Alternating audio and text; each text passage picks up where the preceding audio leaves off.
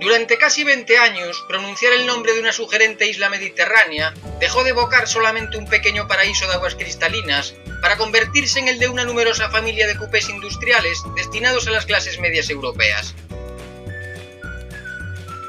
Producidos en Alemania y en el Reino Unido sin grandes alardes técnicos, los Capri contaron, sin embargo, con una atractiva carrocería y una cuidada presentación interior, mientras que su extensa gama de motores los hacía casi tan accesibles como una vulgar berlina.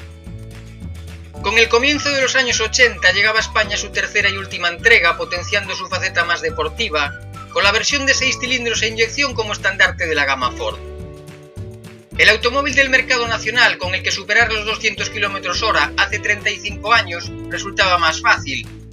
al menos económicamente.